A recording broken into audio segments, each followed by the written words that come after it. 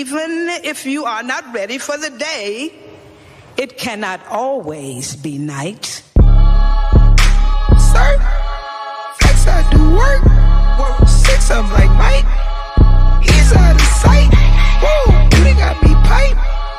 2 man like Ike. 6 out the spot. Into the night. Yeah, I'm shaking the drop. I'm still up on top. I been had the bop. The devil my op. Can't pay me to stop. My God at the top. We gon' praise our way out the grave, dog. Living, speaking, praise God. Walking out the graveyard, back to life. I serve, follow your word. See with new sight. Into the night.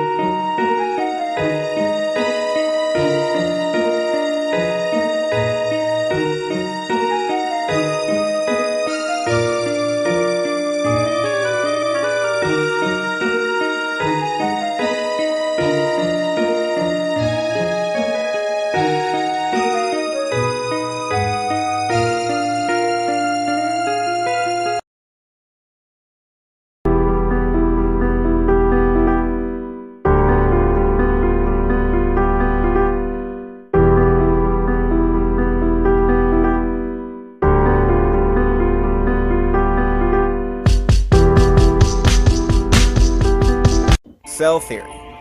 Now this is correct. All organisms consist of one or more cells. The cell is the basic unit of life, and all cells arise from existing cells. I can't even believe they would put that in the textbook because it's so devastating to their own theory of evolution. If cell theory, which everybody agrees, cells can only come from living cells, well, why in the world are they still teaching the theory of biogenesis? Saying that life can come from non-life, even though nobody's ever seen it, and cell theory, the law of biogenesis, saying that life can only come from life. These are very basic and fundamental principles of biology. This is a biology textbook, and it's stating this as cell theory. Okay, this is modern. This is current and up-to-date research on how cells are formed. They're formed from pre-existing cells.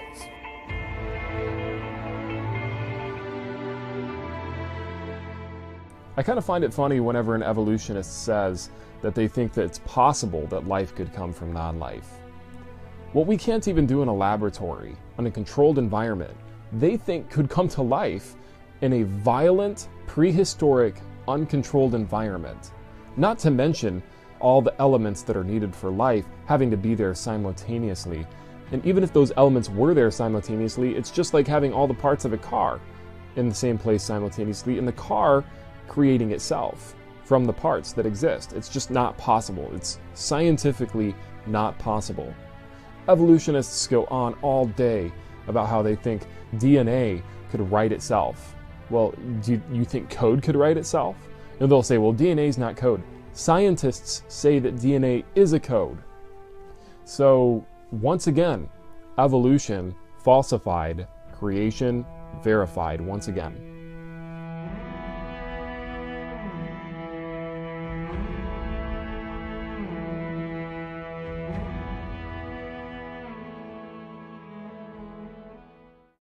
I thought it was funny that the moment that they had confirmed the touchdown of this latest Mars rover, that the first words out of their mouth at Mission Control were that something to the effect of, now that it was ready to begin searching the sands for signs of past life. Touchdown confirmed. Perseverance safely on the surface of Mars, ready to begin seeking the signs of past life. It cracks me up after so many missions to Mars. I mean, there have been like 49 attempted missions to Mars. There's been, I believe, 8 successful missions. There's like 5 rovers on Mars. And now today, landing on Mars once again with a machine. And they're still looking for life on Mars. It's obvious that there's no life on Mars, okay? It's as dead as a doornail. But they're just obsessed with finding life on Mars or finding signs of past life because they just really want to believe that life just comes into existence on its own, when in reality, life can only be created by a divine act, by a direct act of God.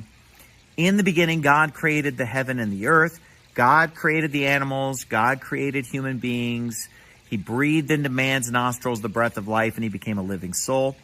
But even plants and animals, were created by a divine act from God, and non-life never begets life. That's one of the first things that you learn in biology, is that only life can beget life.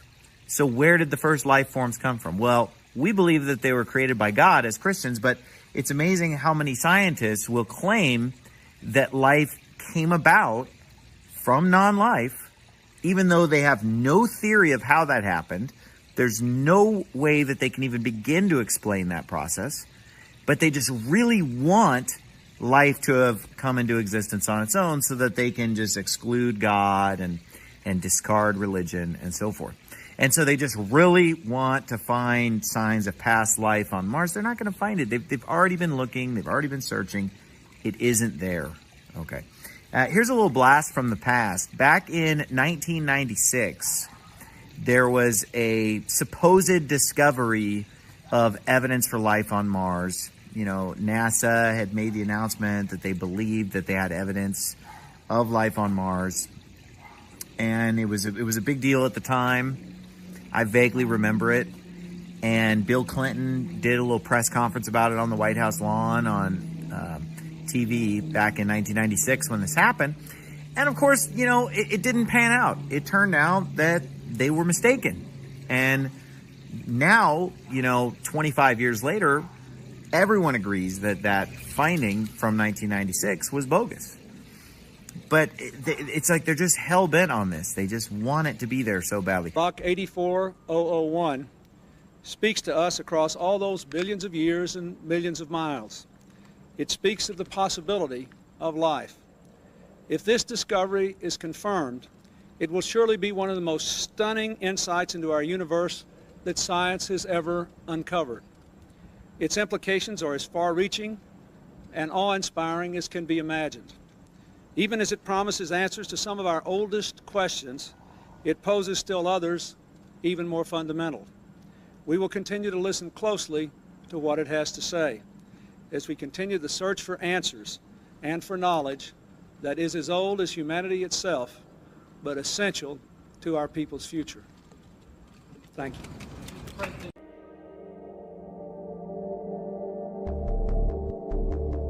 When applied to the origin of life and the random formation of large biomolecules, probability theory clarifies the limitations of chance as a creative agent on the primordial Earth. For example, what are the odds a single protein could form exclusively through the blind interactions of chemistry? Our target is one smaller than average molecule made from 150 amino acids, each aligned to ensure a folded chain. Researchers have calculated that on the ancient Earth, the probability of success was 1 chance in 10 to the 164th power. That's one correctly sequenced protein chain for every 100 million trillion trillion trillion trillion trillion trillion trillion trillion trillion trillion trillion trillion trillion failed attempts. But despite these enormous odds, some theorists argue that given enough time, anything is possible. Okay, let's test the validity of this opinion. We'll begin by establishing an ideal environment for chemical evolution, an imaginary world that will provide chance with every opportunity to succeed. First, we stock the oceans to capacity with amino acids. That means all the atoms on Earth, including its entire supply of carbon, nitrogen, oxygen, hydrogen, and sulfur, are available to form 10 to the 41st complete sets of the 20 types of amino acids used to build proteins. Then we'll alter the laws of nature to protect these building blocks from the destructive rays of ultraviolet light and chemical contamination in the primordial soup. Now let's turn the chemistry loose and see what happens.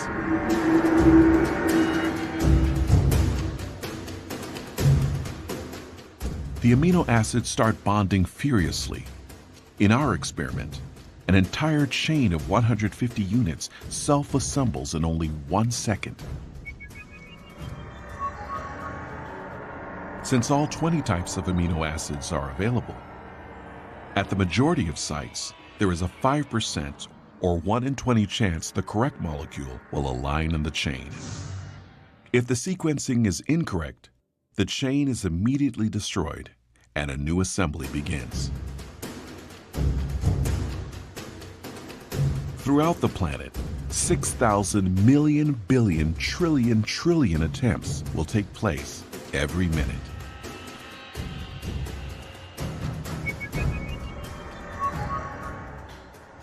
That means in 4.6 billion years, the oldest estimated age of the Earth, the number of chains that don't fold will exceed 10 to the 58th power. It's a staggering total, but nowhere near 10 to the 164th. The trials necessary, on average, to build a protein of 150 amino acids by chance. So if undirected chemistry can't produce our coveted molecule during the entire history of the Earth, then how much time would have been needed? Now, suppose against all odds, chemical evolution produced our single functional protein. Would we have life? No. We'd have one protein, just a lifeless arrangement of amino acids. The simplest living cell we know has more than 300 different proteins. But proteins are only part of the story when you consider any actual cell. Remember, you're going to have carbohydrates, complex sugars, nucleic acids, DNA and RNA, lipids, a whole variety of different chemicals which jointly constitute the living state. Those bits and pieces all have to be brought into the same microenvironment at the same moment in time. Each chemical building block must then be assembled and organized into the network of molecular machines that will control every facet of life. If we can appreciate exactly how hard it is to produce one molecular machine using nothing except atoms and energy, we can see that there's a profound problem, because once you have one molecular machine, you don't have a living thing. These molecular machines need other molecular machines. And even if nature was capable of producing all the molecular machines necessary, that still wouldn't be enough. They have to all be together, all in this tiny little membrane-bound space that we call a cell. From my understanding of what it takes to make a cell, it has to happen all at once. You can't do it one bit at a time, because everything works together in a causal loop. The higher level of organization transcends the pieces. The spatial organization in the cell requires that molecules end up in the right place at the right time. The DNA is copied into RNA. The polymerase that does the copying has to find the right spot in the DNA to start copying. The RNA has to somehow hook up with ribosomes, which have to be in a particular place. And the proteins then that are made have to be going to a particular place. That's an awful lot to account for by random chance. The probability that you would get them in the same space at the same time becomes beyond unimaginable. And the probability that you would get them within a membrane enclosure, like a cell, is the next best thing to impossible. Life does not, in fact, come from non-life. Doesn't happen. The Miller-Urey experiment was 2 amino acids that was produced from some vascs, you know, and some tubes and stuff in a laboratory by a guy Miller and another guy Urey. They were trying to get the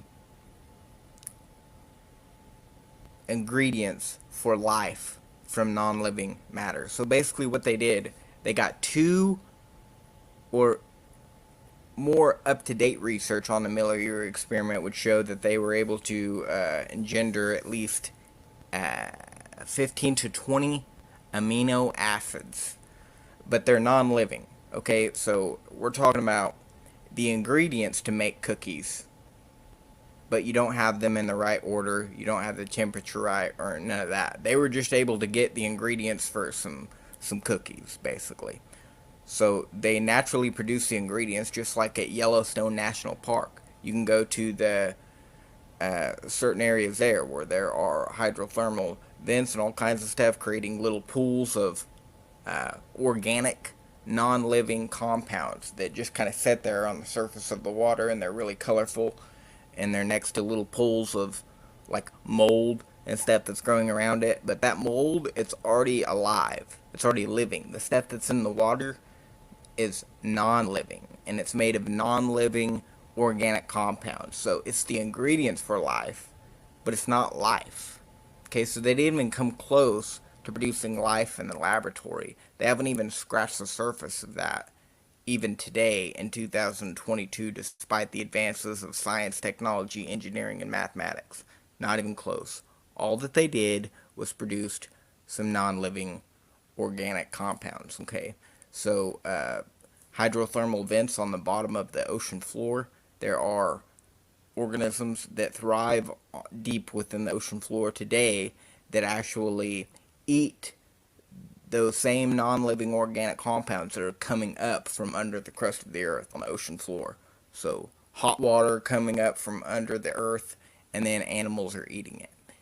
It's the ingredients for life, but it is not life. You see, the animal that is eating the ingredients, you know, that carbon or whatever that's coming up, it's alive. Okay, it has cells that is alive. But what they're eating, even though if you put it in the right order, it could build a fish, it is not a fish. It is the farthest thing from it. It's just like if you put a frog in a blender. Okay, you have all the ingredients for a frog nog, if you will. You could drink that up.